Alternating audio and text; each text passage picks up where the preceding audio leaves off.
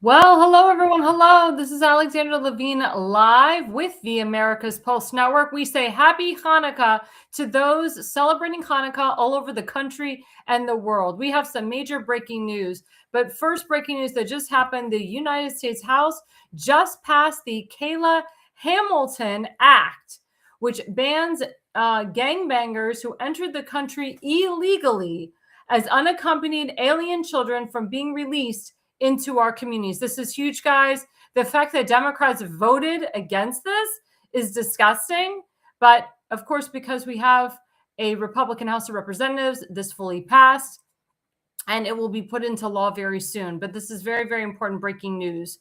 And we have other breaking news. Let's put up the first slide.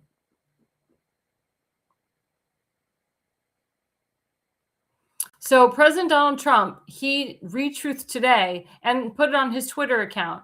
My fellow Americans, I will be giving an address to the nation tomorrow night, live from the White House at 9 p.m. Eastern.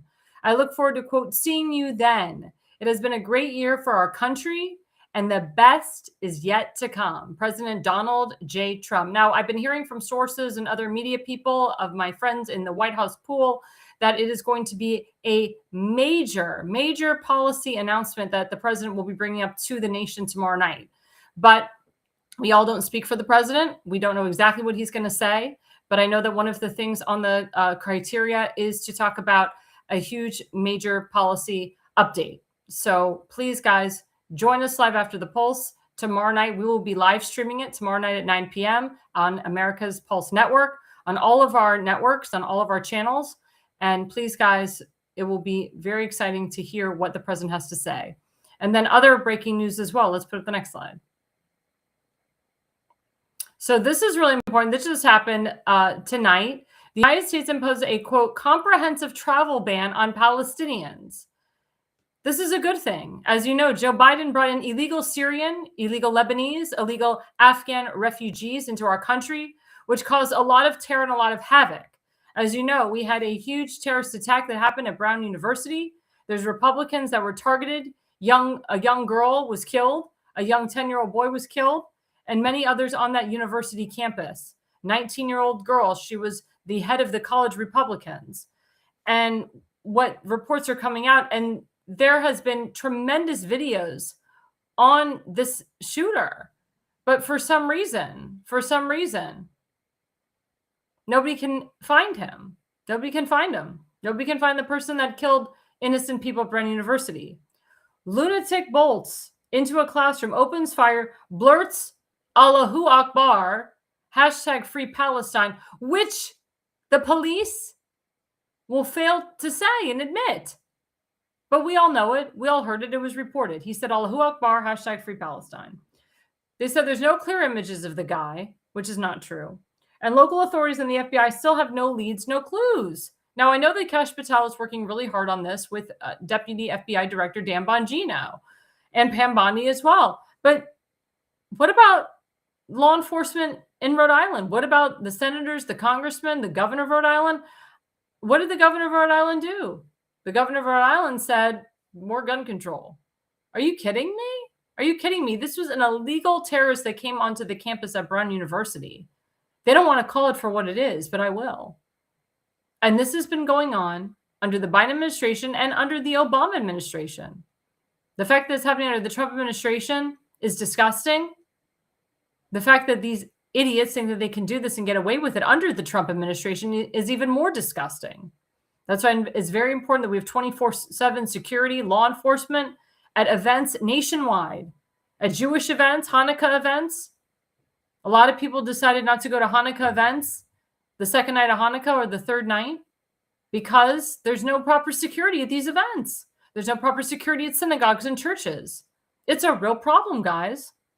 But Jews have been heavily targeted. We can't have one decent holiday without havoc, and we'll get into that a little bit later. But they need to find the Brown University shooter. There's clear images of him, clear video of him. I know Kash Patel, he just released some footage of the shooter. They need to find him. Enough is enough. It's been too long. And we know that he was not a person who loved this country. We know that he was a person who wanted to cause havoc on innocent lives that day. Now we go to segment 1, which is another breaking story.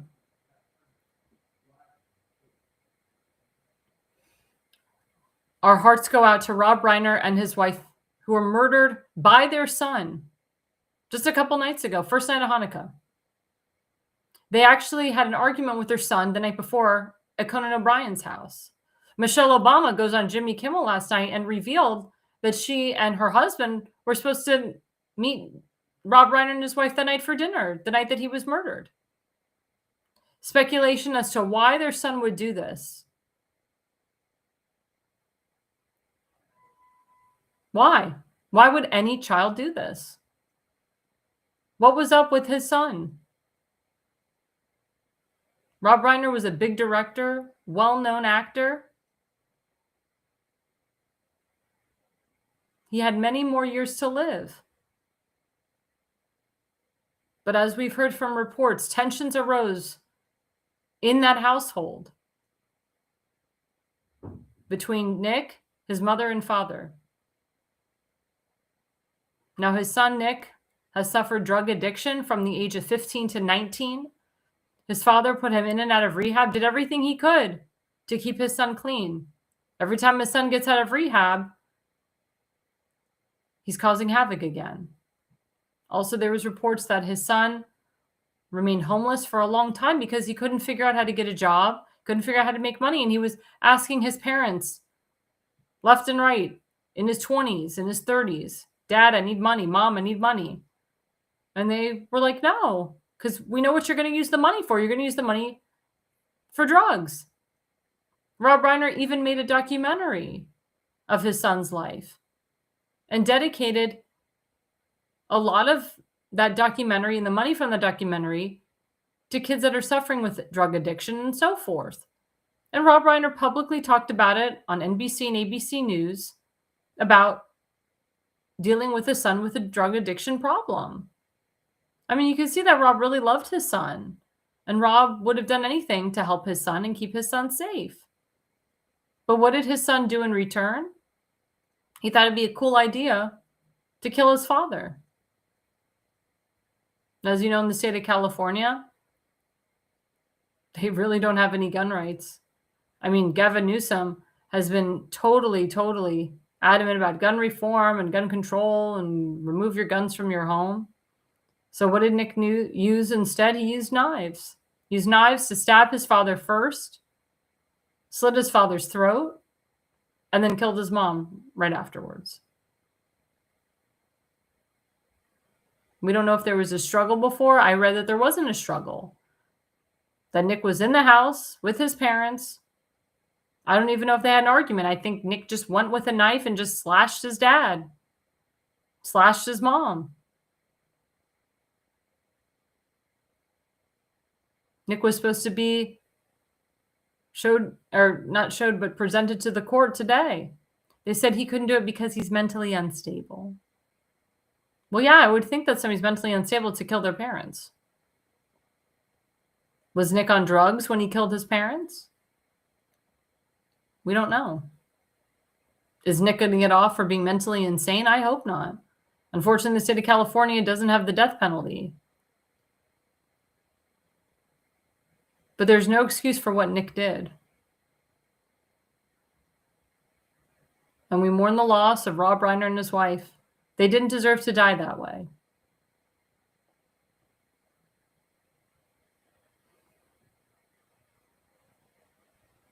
But people are upset about the comments that President Trump made after Rob Reiner's death. Let me remind the people in my audience that Rob Reiner had been attacking Trump since 2016. Rob Reiner actually was tied to Russiagate, and he founded the committee to investigate Russia, with John Brennan and James Clapper serving on the advisory board. I mean, Rob Reiner had a lot of power, had a lot of money, knew a lot of people, and he's pushing this Russiagate, which was a cloud over President Trump's head for the first 2 years of his first term as president.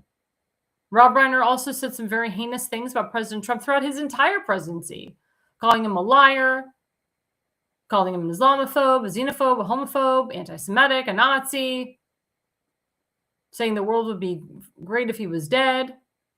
I mean, he wrote some pretty heinous things on his X account about Donald Trump when he was president, and even currently as president. So people are upset that President Trump made a comment that Rob Reiner died of Trump derangement syndrome. It is a real thing, by the way. TDS does exist. RFK Jr. proved it too. But President Trump feels, why should I acknowledge a man or praise a man that blatantly attacked me, or blatantly tried to put me in jail, maybe was in charge of killing me, and also was in charge of putting this Russia hoax together, because he was involved with the worst of the worst. And Trump said, I didn't like the guy. The guy was cruel, mean guy, never got along with him, horrible person. I don't believe that Trump wishes that he was dead, or Trump is happy that he's dead. And that's what a lot of people misinterpreted. But Trump has a right as the president of the United States to express how he feels. And if he wants to praise someone, he can praise someone. If he doesn't, he doesn't. But again, we don't speak for the president. The president has his own mind. He's an adult. He's not a child. And people call him a child for writing the things that he writes. But there's a reason why he writes the things that he writes. He wants people to understand that Rob Reiner wasn't the best. Yes, the way that he died was horrible. We mourn his death. We will memorialize him and his wife. But Trump is telling the people, this is not someone that was a good person. This was not a good hombre. But he didn't say justice is served. He didn't say karma. But my question to my audience is, what if the roles were reversed? What if President Trump was murdered? You think Rob Reiner would honor him? You think Rob Reiner would send his condolences? I think Rob Reiner would be happy, dance at his funeral, be tweeting how wonderful it is that President Trump is no longer with us. That's where President Trump is coming from. A lot of people say, especially in Congress, I wouldn't have written that, President Trump. I wouldn't have said it that way. You're the President of the United States. You should know better.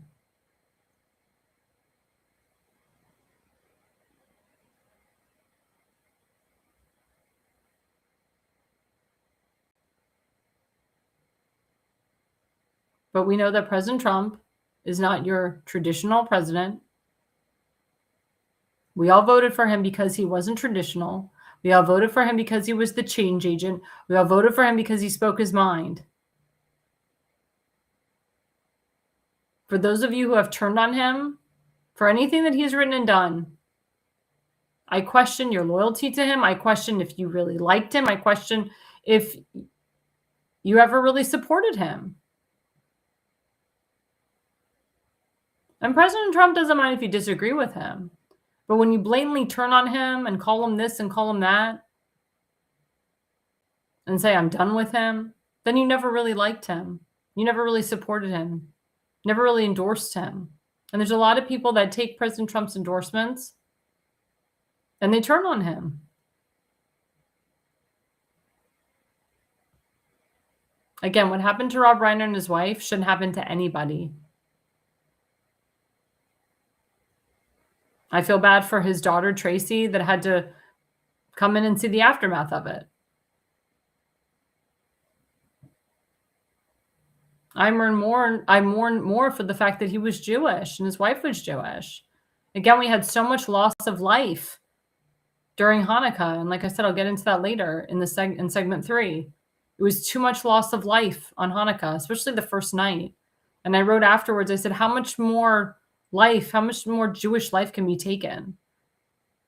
And people were like, well, Rob Reiner wasn't killed by a terrorist, he was killed by his son. I'm like, you're missing the point. It's still Jewish life that's taken on Hanukkah. Hanukkah is about dedication. It's about miracles. It was about freedom. It was about one man, Judah Maccabee, with a small army.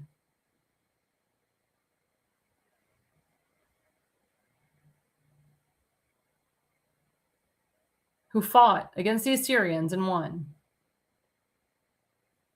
And one piece of oil that was only supposed to light for one night ended up lighting all 8 nights. That's why it's called a miracle.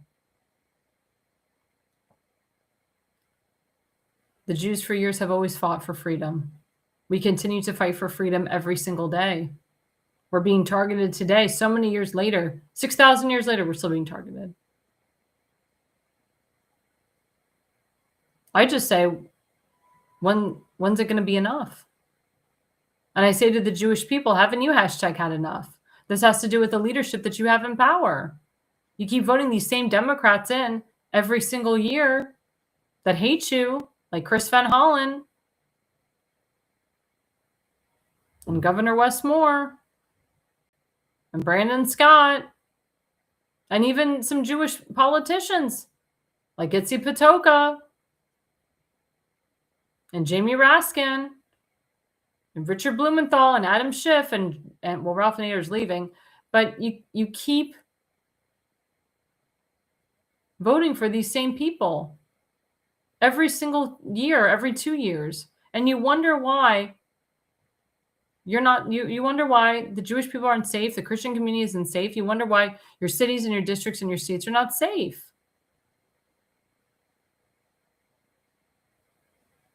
It's very disgusting. It's very disgusting that we're in 2025 and we have to worry about this. That me as a Jewish person have to worry about going to a Hanukkah event that's outside, wondering if there's going to be enough security or not. It's very sad. It's very sad and it's heartbreaking. And I hope that we all have or continue to have a wonderful Hanukkah and that everybody is safe. And President Trump has said, don't stop what you're doing. Continue your activities. Because when you stop celebrating your religion, the enemy wins. And remember, the enemy has no religion. The enemy is okay with taking religion away from you. That's what they're known for. That's what they do.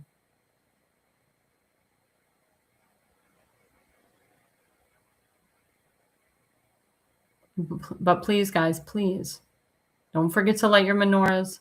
Don't forget to go to candle lightings in your area. Celebrate with your friends. Celebrate with your family. That's what Hanukkah is all about. Well, before my guest comes on, don't forget that we have our affiliate sponsor, rncstore.com/ALL. Let's put that up right now.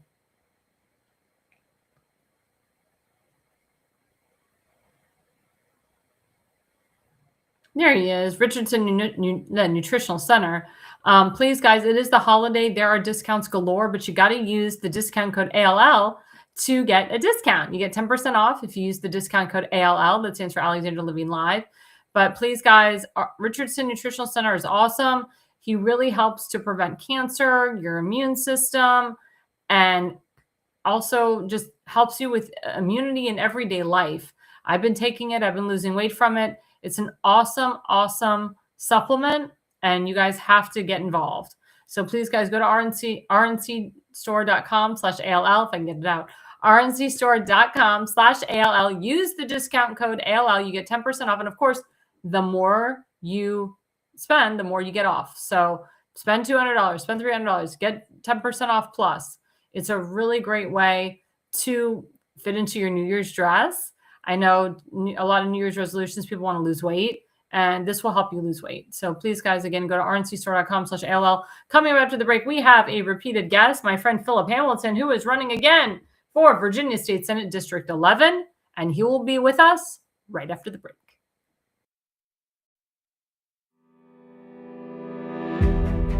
Hi, I'm Alexandra Levine. I'm a professional opera singer, actress, TV, and radio personality. Since 2015, I've been a volunteer, a field director, and a campaign manager, learning the ins and outs of the political world. That's why I became a political consultant. My job is to lead you to victory with organization, structure, and the mindset of winning for your district or state. With my guidance and direction, I can keep you focused on the things that matter to the people and advise you on key issues that need to be addressed. If you're a serious candidate that is serious about winning, then book a consultation with me today. Go to levineconsulting.co. You'll be happy you did.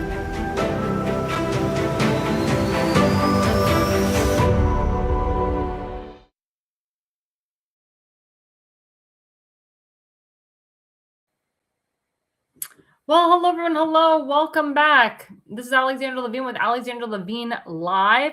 Again, we have a special guest. We've had him on our show. He's been on the Pulse. My good friend, Philip Hamilton, who's running for Virginia State Senate District 11. Let's bring him on.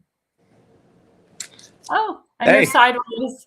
There we go. Yay! Oh, no, you were... All right, there you go. All right. The world's flipped right back on the right side, you know? Exactly. Well, thanks for coming on again, Phil. I really appreciate it. Oh, you're welcome.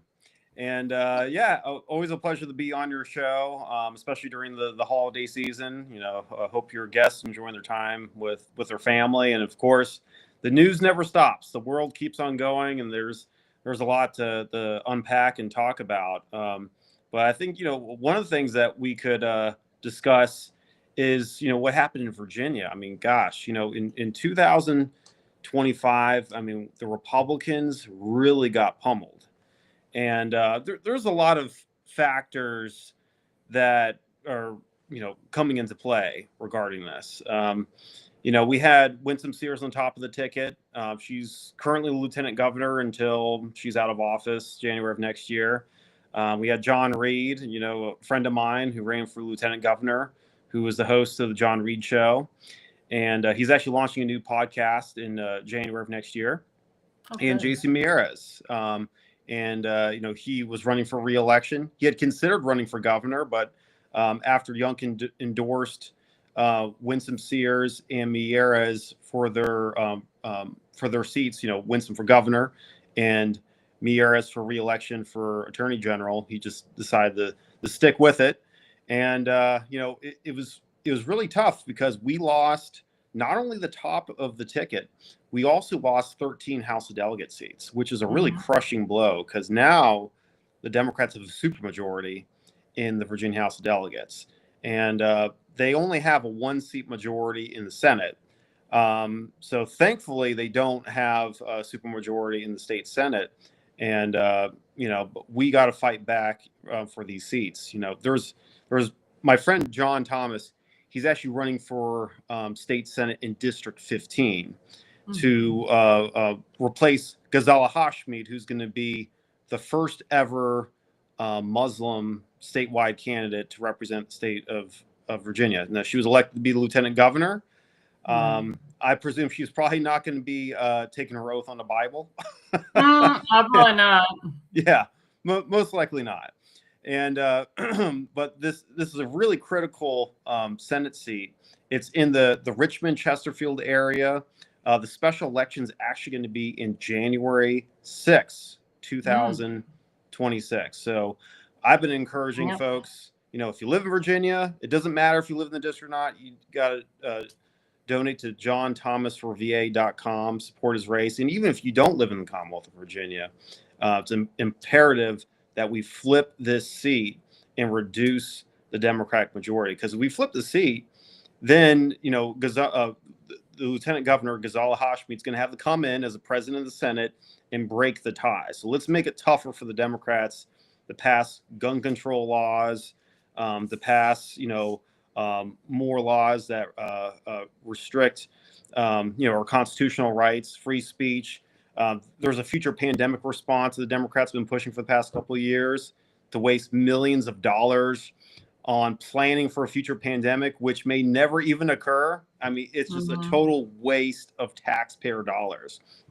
And the gun control bills are coming. And, we had a Second Amendment rally, which is spearheaded by the Virginia Citizens Defense League back when Northam took office a few years ago. And I imagine on January 19th, which is going to be lobby day, that we're going to have tens of thousands of gun owners who are going to come out and lobby for their 2A rights, because we got to show up in force, and we got to file lawsuits in Virginia and seek help from the Trump administration too, because if they go against Trump's executive orders, we got to get the Justice Department to come in and straighten Virginia out. So there's a lot of work to do in the Commonwealth of Virginia, but we're not giving up. We're going to keep on fighting.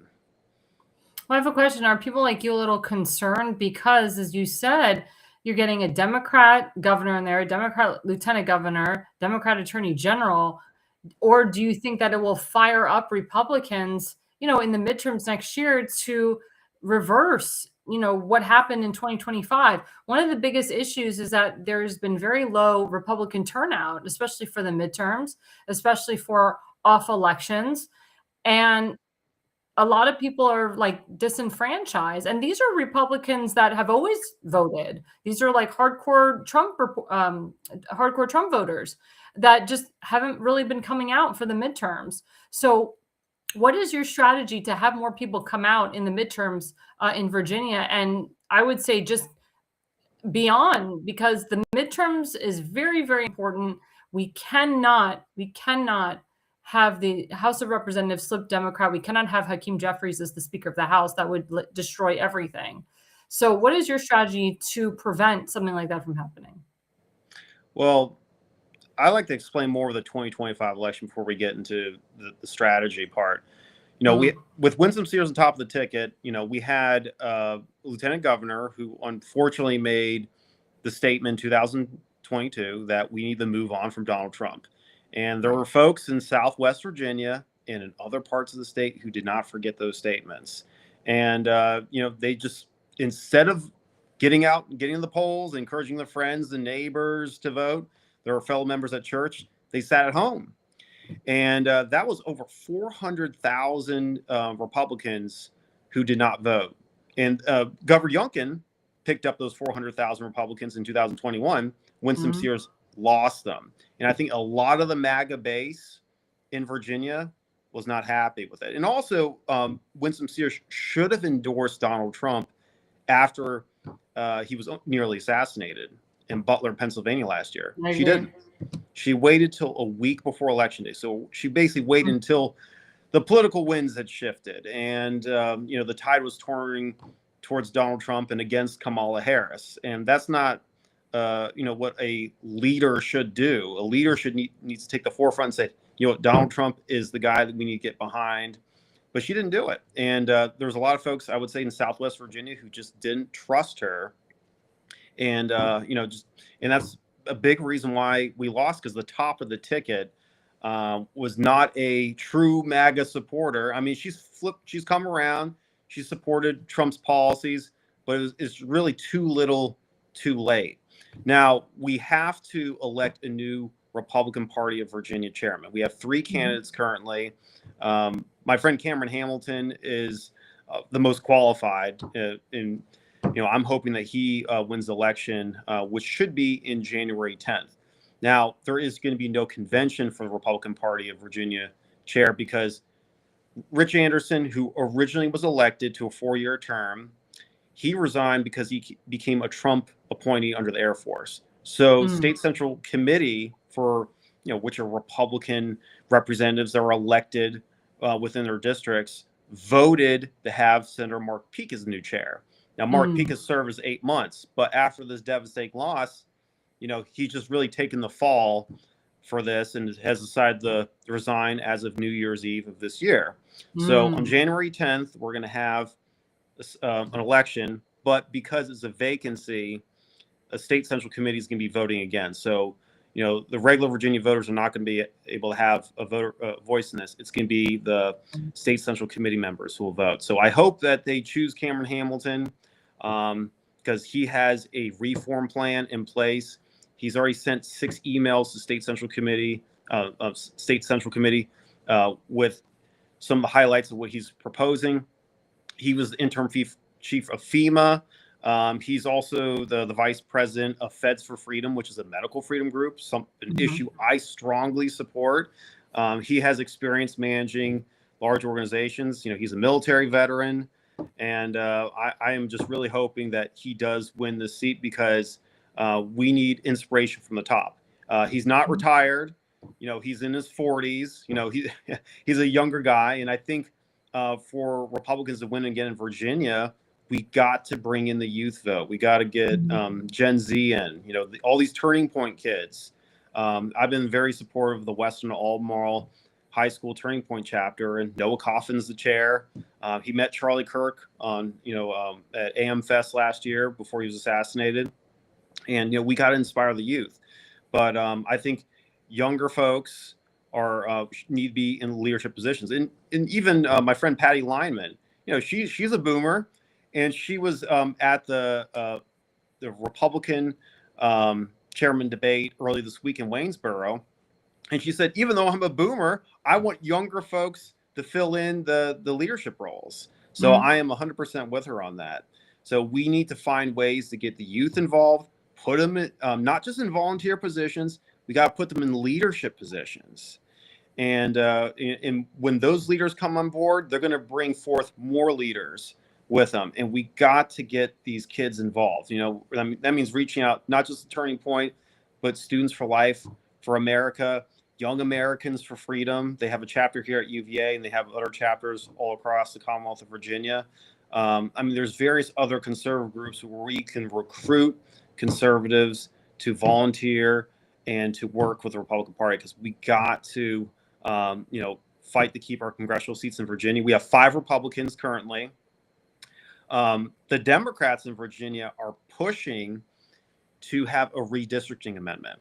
So that's one of 4 constitutional amendments that's been proposed. And the governor has, no say. Even if Spanberger wanted to veto any of these constitutional amendments, she can't. This has to go strictly through the General Assembly. 3 of them, I believe, are going to go through in April. One of them, which was regarding the restoration of felon rights, is going to go through November of 2026. But this gerrymandering amendment is really concerning to me, because what they did is that they called a special session, 2 months ago. And so they passed it, and they said, okay, we're going to get rid of this 2020 redistricting commission, which was a bipartisan commission to draw the boundaries. What the Democrats want to do, if they pass this again, which I'm sure they will, during the General Assembly session, is going to go through, be put in the ballots April 2026. And if it passes, they're going to redraw the maps, so that way Virginia becomes a 10-1 state. What does that mean?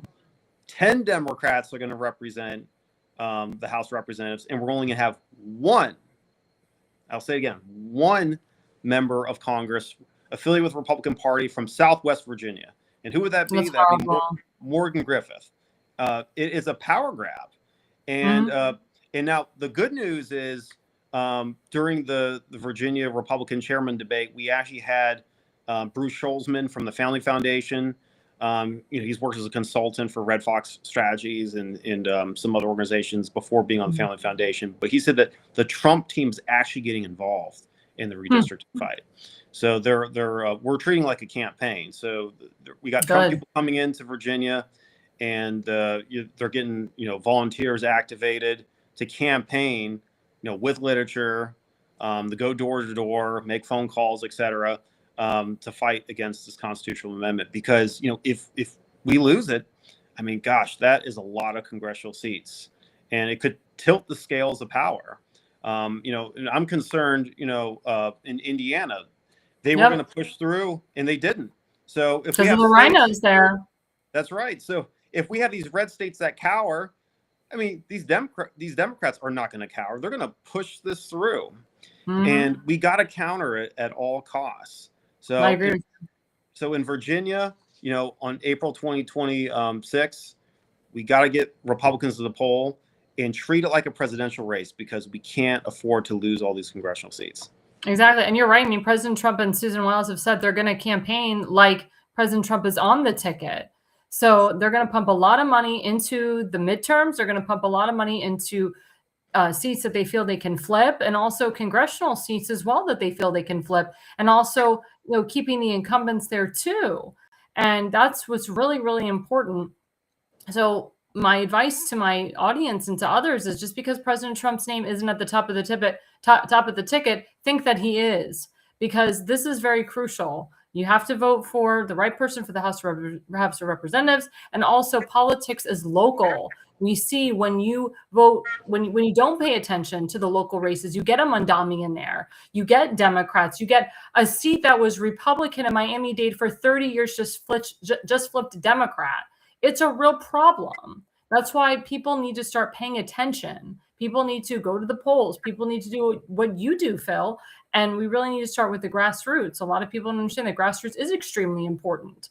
So I know, Phil, you're very involved. I mean, you're all over the place. Serious candidates like Phil and others, that's what you have to do to really make a name for yourself.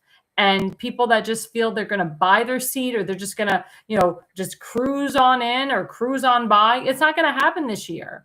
It's just not happening. And people are kind of turned off when you spend $1 million on a seat. They're just really turned off. So it's really important to get with the people. It's really important to go to events. It's really important to do grassroots. And it's important to get out there and to vote. We have to exercise our rights to vote. Again, Republicans cannot be complicit here. It's like, we win, the presidency, we get the first 2 years, we win the House, we win the Senate, and then all of a sudden it flips because we're all complicit. And then all of a sudden these hardcore red seats are flipping to D. It's really disgusting. I can't stand it. So Phil, we just have a couple minutes left.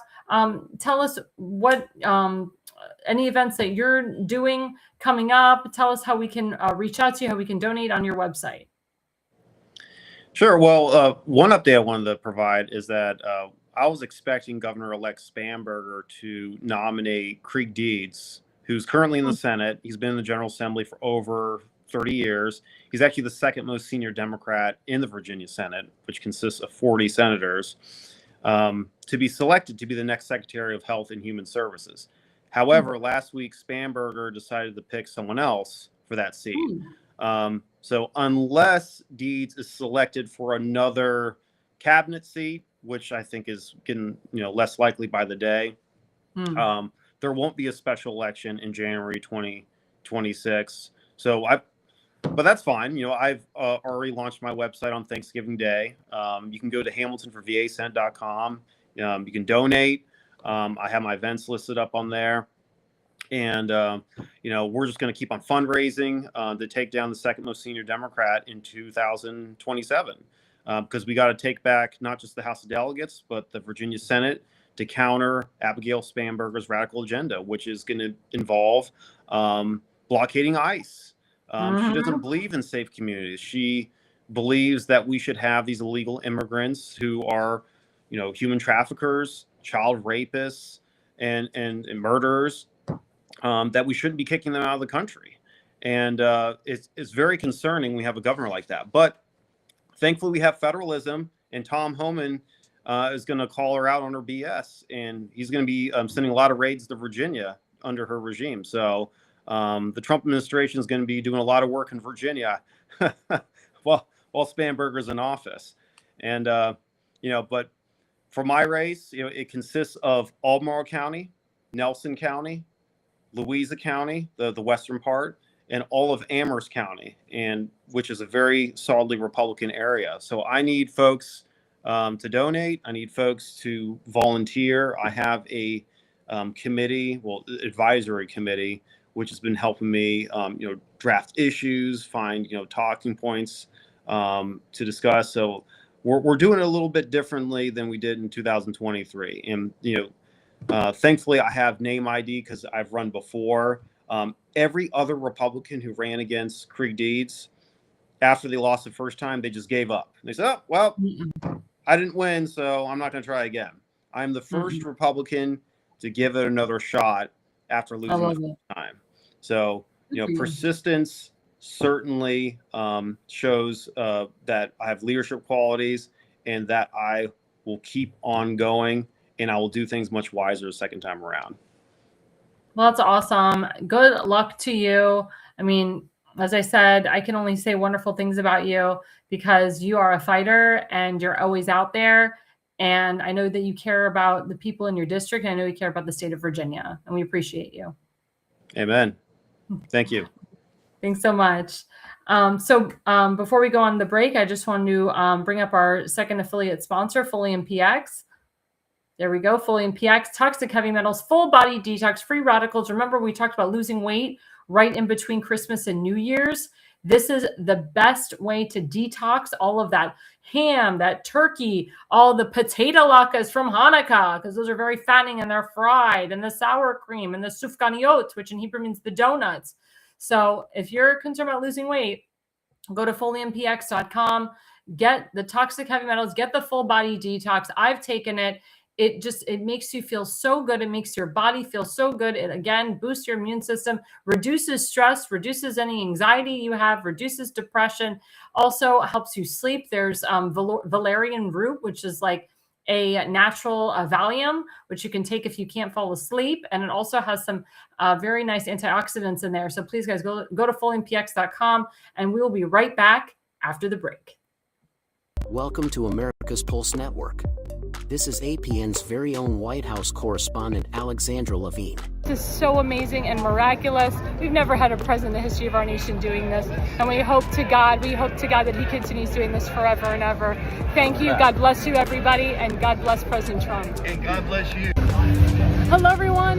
This is Alexandra Levine with the America's Pulse Network. I am the White House correspondent right here in the heart of D.C. as President Trump is celebrating 250 years of America and the military. Subscribe and follow America's Pulse Network on the above social medias.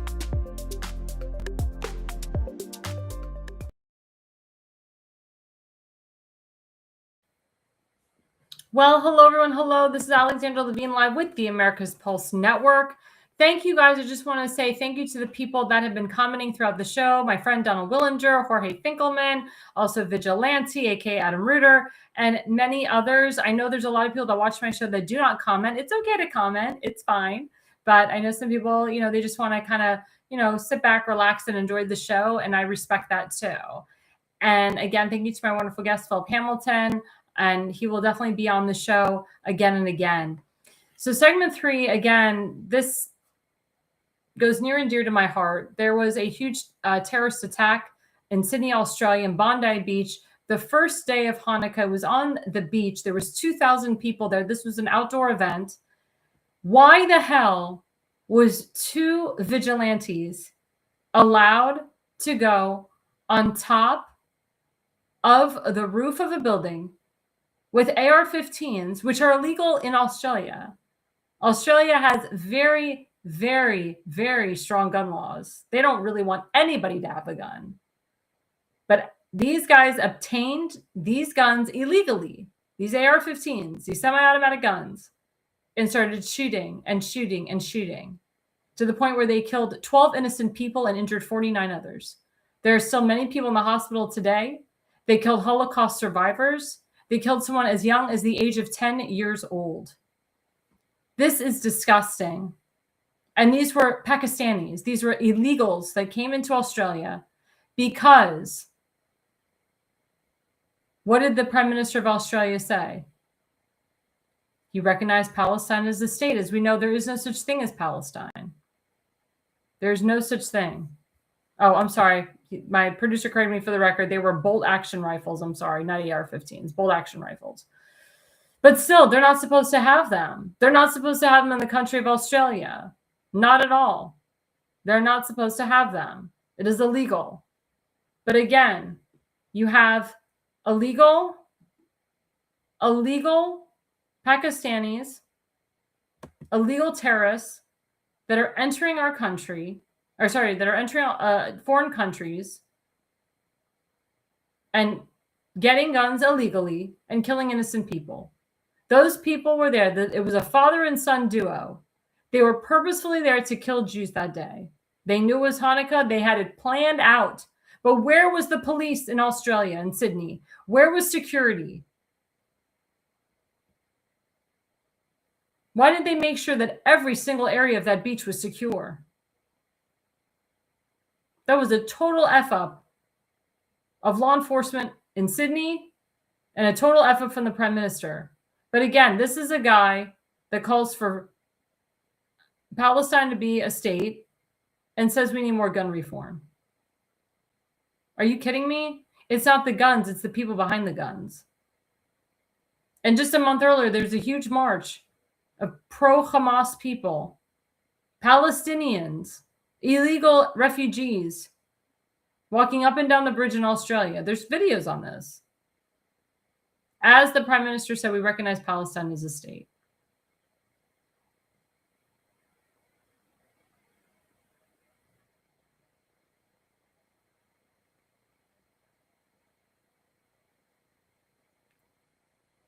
It's really sad. It's really sad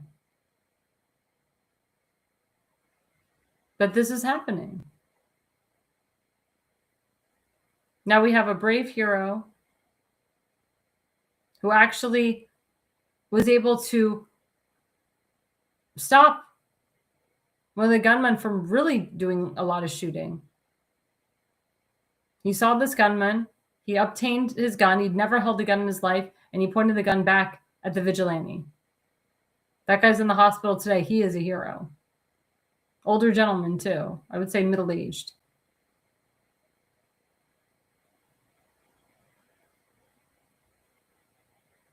But let's put up the first slide of someone who died. This woman, Marika Bokangi.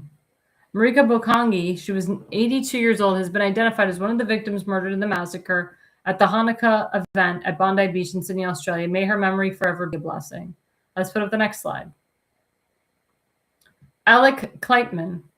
Alec Kleitman was a Holocaust survivor, has been identified as one of the victims murdered in the massacre at a Hanukkah event at Bondi Beach in Sydney, Australia. May his memory forever be a blessing.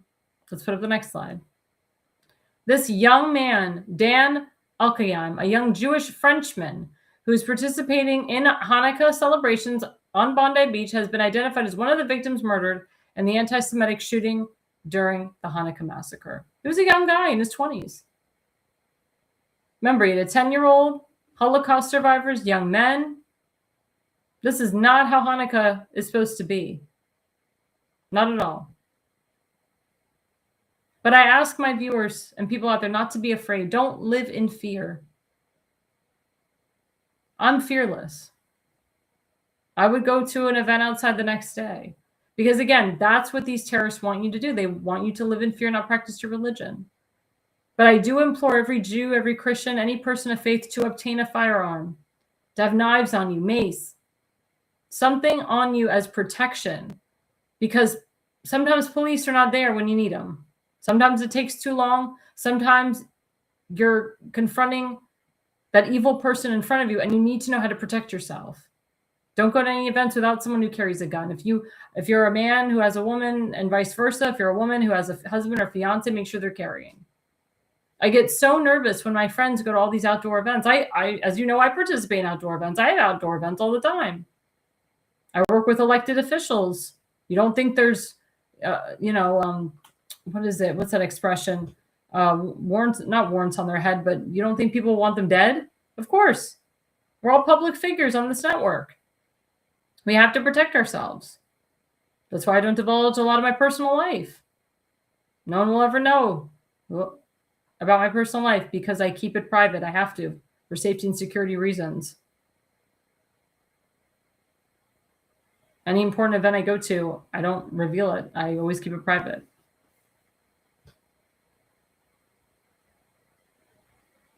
But guys, it's very important that we keep our wits about us, but that we don't live in fear.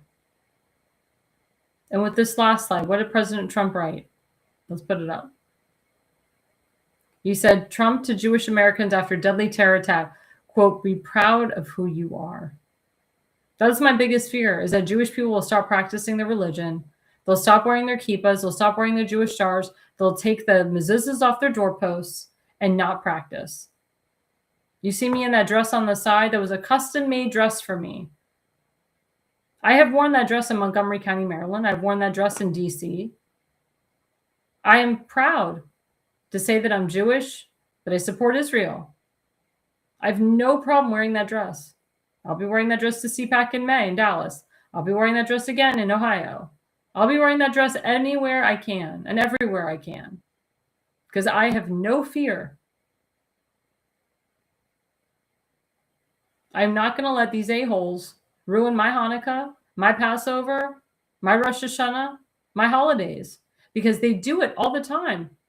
God forbid if we ruin their Ramadan. Oh my God, there'd be hell to pay. But they continuously target us, especially after October 7th, all of our holidays. We can't have one holiday in peace. But I implore my viewers, my friends that celebrate Hanukkah to not stop celebrating, to do your lightings in your homes, to go outside to a Hanukkah lighting if you can. Do not live in fear and do not be afraid. Just have protection on you. Don't be naive either. Keep your wits about you. But I also implore these organizations, these federations that have events, to have proper security, to have 24/7 security, to have as much security as they can surrounding the premises. The reason that this happened on Bondi Beach is there was not enough security, and the police were far away from the day in question. Yeah, Don Willender asked a good question. Why is Australia allowing any radicals into their country? Because there's a lot of anti-Semitism going on in Australia. And it's so sad because it never used to be that way. There's a lot of Jews that live in Australia, in Sydney, in Melbourne, in Perth. When I lived in Israel, I hung out with all the Australian Jews. I always wanted to go to Australia. To me, Australia was a safe place for the Jews. My father used to say, if Jews had to flee America, where would we go? We used to say Australia or Israel. Now Australia's out of the picture. Now we're thinking Israel or Budapest, Hungary. In Hungary, they love the Jews. They praise them. It's really sad. Where can we as Jews live where we will be safe? Because it's not safe in America for us anymore.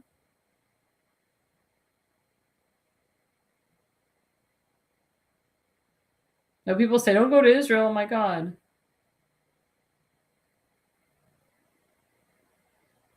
But we have the protection of the Israeli Defense Force and the Mossad. Hamas is pretty much destroyed. Hezbollah is pretty much destroyed.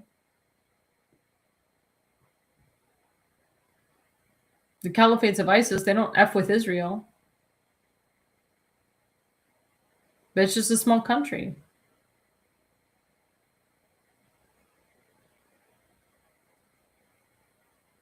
Teaches us in the Torah that we as Jews must live amongst the nations. We shouldn't counter in one area because that's where somebody can just blow us all up. That's why we have to be scattered. But if we're scattered in places that wish ill upon us, that doesn't help us either. But I ask my viewers not to be afraid. I ask my viewers to go on with your life. Live your life to the fullest. Get married, have children. Enjoy life. Enjoy your holidays. Don't let these heinous attacks affect you in a way where you feel you cannot celebrate. Be proud of being Jewish. Be proud of being Christian, etc. Wear your Jewish star. Wear your kippah. Keep the mezuzah on the doorpost. Celebrate Christmas. Celebrate New Year's. And be happy and merry.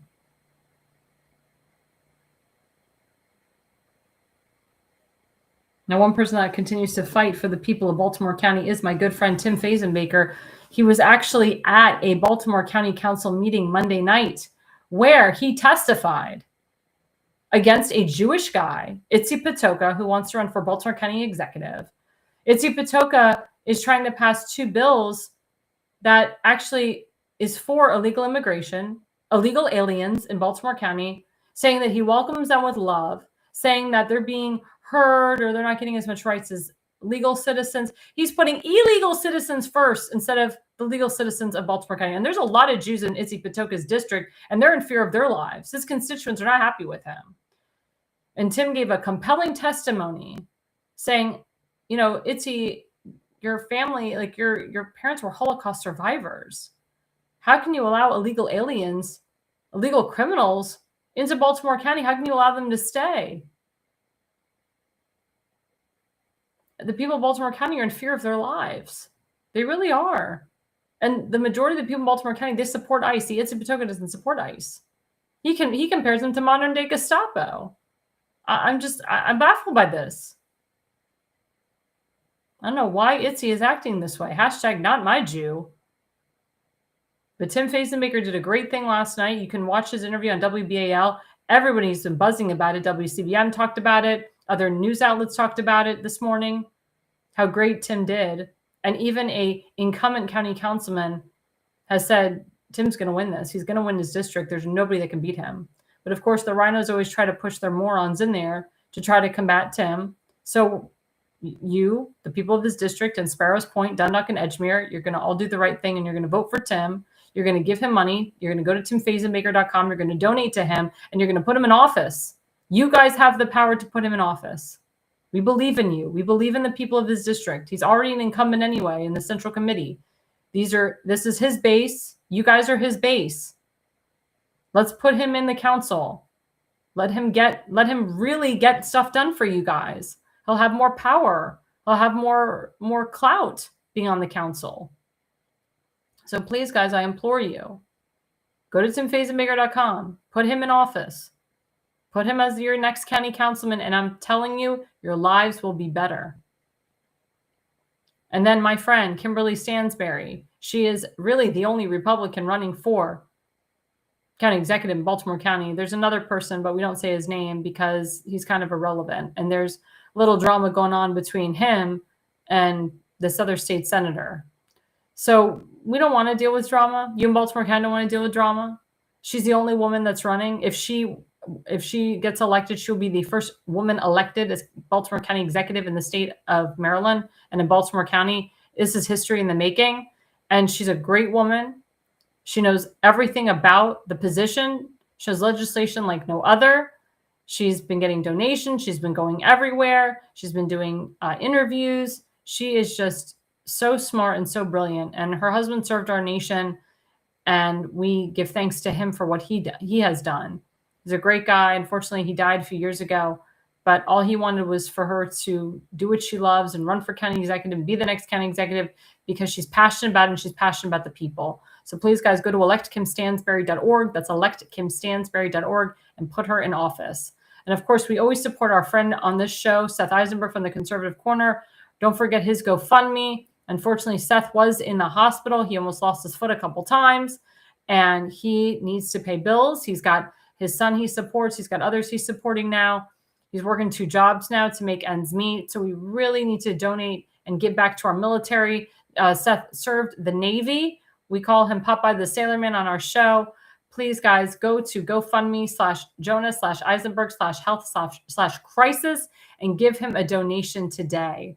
And don't forget, guys, we have the Conservative Corner with Seth Eisenberg every Sunday night from 7 to 8:30 p.m. He will be on this Sunday, God willing. And we also have the Pulse every 8 to 9 p.m. on Wednesday, but we are taking a little bit of a break because it is Christmas and New Year's, and we are going to be focusing on next year. Next year, we're going to have live shows. We're going to have a lot more high-profile guests. We're going to be expanding our network with more people on our show, more podcasters on our show, and we just thank everybody. We haven't even been on this network for a year. And each week we are getting better and better and better. So you're going to see some of us, like myself and Damon Galdo, will be taking a little bit of a hiatus coming up Christmas and New Year's, and we will be back in full force live after New Year's. But Seth is always live usually. So check him out every Sunday from 7 to 8:30 p.m. Damon Galdo, as you know, is with us from the Jersey Shore every 8 to 9 p.m. Monday night and 8 to 9 p.m. every Friday night. And of course, there's always me, Alexandra Levine, 8 to 9 p.m. Tuesdays and Thursdays. This Thursday, we do have a special guest. It will be live. Kurt Velikant. I'm sure I butchered his last name, but he's running for governor of Maryland. A lot of my friends had a pleasure of meeting him at the MDGOP convention. They're like, Alexandra, you have to have this guy on. He's a farmer. He's awesome. So don't forget to check me out this Thursday night live with another candidate running for governor of Maryland. And again, guys, don't forget to like and subscribe to our network at America's Pulse. We are on Rumble. We are on Truth Social. We are on Parler, X, YouTube, and Instagram. So we're on like 6 or 7 media outlets now. Please, guys, follow us, like and subscribe at America's Pulse Network. And of course, don't forget to like and subscribe to me, Alexandra Levine. I'm on Facebook.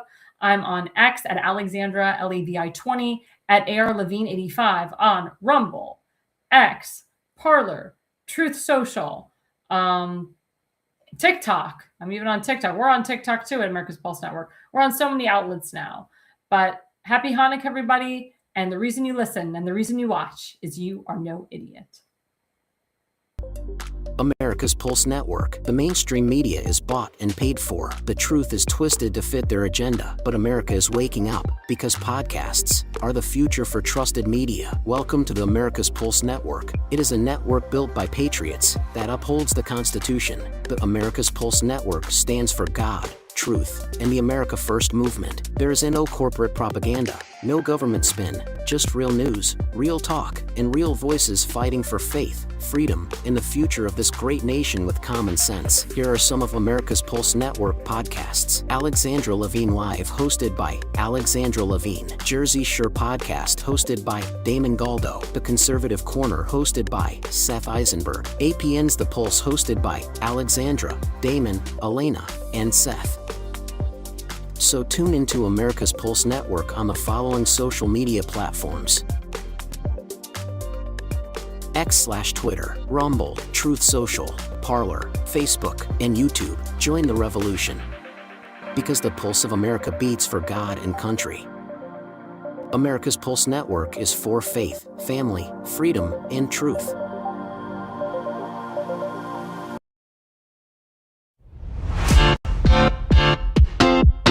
Thank you for watching this episode of Alexandra Levine Live.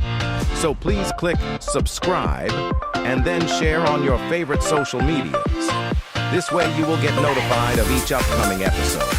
We look forward to hearing from you on upcoming episodes.